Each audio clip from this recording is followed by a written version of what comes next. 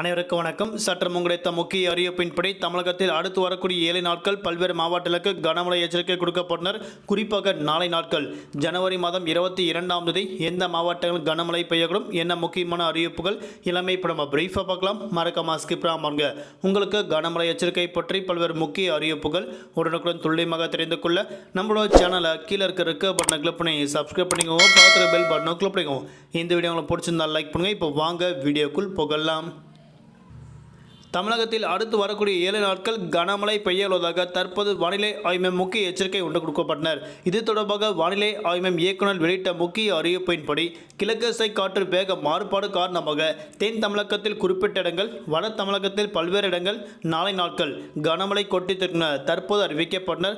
குறிப்பாக தமிழகத்தில் அடுத்து வரக்கூடிய நாட்கள் மிதமான மழையும் மீண்டும் வறண்ட வானிலை நிலவக்கூடும் என தற்போது அறிவிக்கப்பட்டனர். அதன்படி நாளை நாட்கள் 5க்கும் மேற்பட்ட மாவட்டங்கள் கனமழையும் 6க்கும் மேற்பட்ட மாவட்டங்கள் மிதமான மழை பெய்யக்கூடும். குறிப்பாக நாளை நாட்கள் டெல்டா மாவட்டங்கள் கனமழை பெய்யுள்ளதாக தற்போது அறிவிக்கப்பட்டனர்.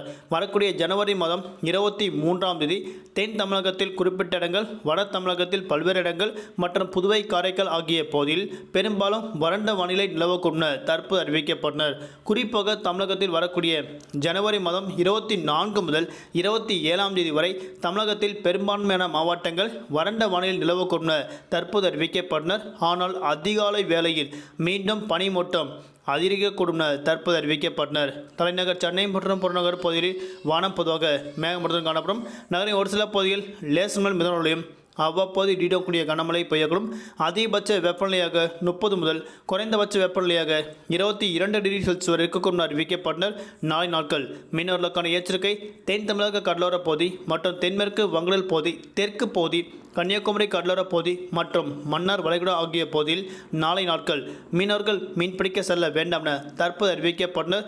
அதேபோல் மத்திய மேற்கு அரேபிடல் மேற்கு பகுதி மற்றும் அதனையொட்டிய தென்மேற்கு அரேபியல் பகுதியில் நாளை நாட்கள் மற்றும் நாளை மறுதினம் மீனவர்கள் மீன்பிடிக்க செல்ல வேண்டாம் என தற்போது மீனவர்களுக்கு முக்கிய எச்சரிக்கை ஒன்று கொடுக்கப்பட்டனர். தமிழகத்தில் வரக்கூடிய நாட்கள் மீண்டும் மழையின் தாக்கம் படிப்படியாக குறைய தொடங்கின தற்போது அறிவிக்கப்பட்டனர்.